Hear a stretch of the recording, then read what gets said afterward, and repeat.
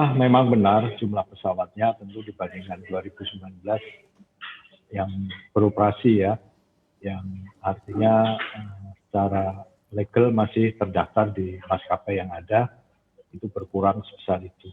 Itu pun untuk yang saat ini operasi, itu juga kira-kira lebih 65% dari jumlah pesawat yang saat ini kurang lebih 550-an ya. Tentu dibandingkan tadi angka yang 860 lebih atau mendekati 900, jumlahnya sekitar 35-40% yang sudah tidak beroperasi lagi. Jadi kondisi maskapai tentu di tahun 2022 ya tidak terlepas dari 2 tahun dari 2020 dan 2021 di masa pandemi, ya, sehingga kita masih dalam tahap istilahnya kalau di industri kita ini konsolidasi.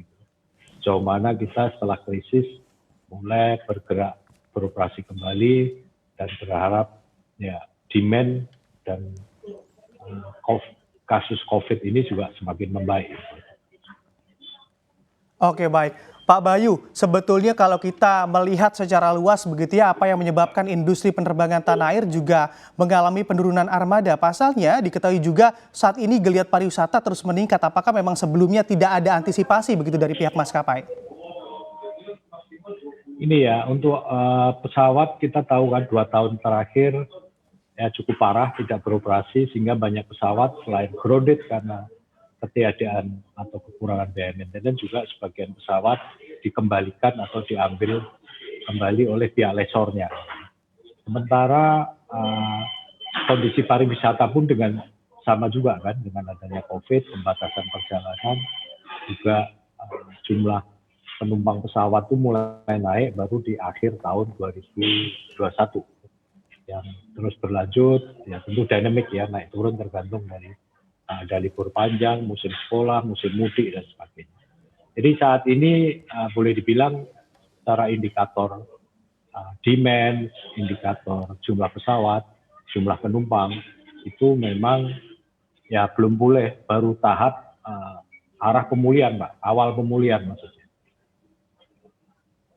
Oke, baik Pak Bayu. Salah satu maskapai tanah air begitu mengatakan bahwa memang sudah merumahkan sebanyak 50% dari total pilotnya. Apakah nantinya juga di saat geliat pariwisata makin meningkat ada juga masalah lagi kekurangan pilot begitu Pak Bayu?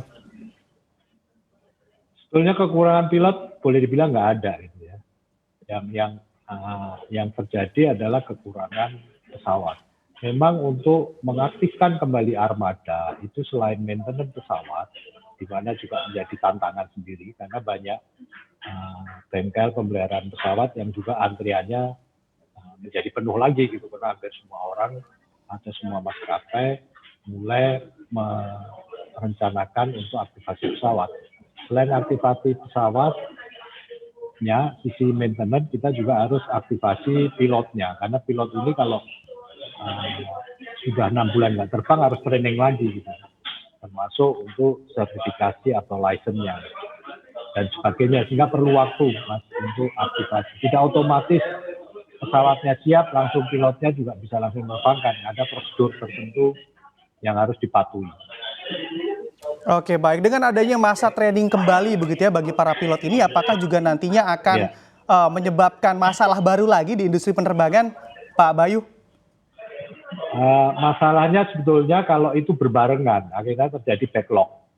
Jadi karena kita tahu sejak 2020-2021 hampir selain maskapai yang tutup, training center pilot itu juga banyak yang tutup gitu.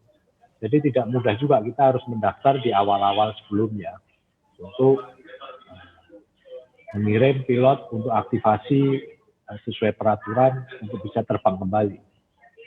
Di luar tambahan ya yang jadi beban lagi juga umumnya untuk training pilot ini kan mata uangnya US dollar gitu. Sementara kursnya cukup tinggi dan penghasilan maskapai di dalam negeri kan rupiah juga gitu. Jadi ini tantangan lain lagi. Oke, hingga saat ini sebetulnya apa saja yang menjadi tantangan industri penerbangan selain kekurangan armada, Pak Bayu? Yang jelas harga aftur Mas atau fuel. kita tahu bukannya biasanya kan kenaikan yang drastis itu cepat turun ya. Ini dari bulan Januari sampai sekarang naik terus, bahkan kenaikannya kalau kita lihat harga aftur di bulan Juli ini, ya kenaikannya contoh yang di Cengkareng aja lah ya, di Bandara Soekarno-Hatta. Dari sekitar 8.000 sebelum pandemi, sekarang sudah 18.000 lebih. Bahkan di beberapa bandara kita di luar Pulau Jawa sudah 20.000 lebih. Itu yang membuat secara ekonomis tidak visible lah kalau kita tidak ada penyesuaian harga tiket.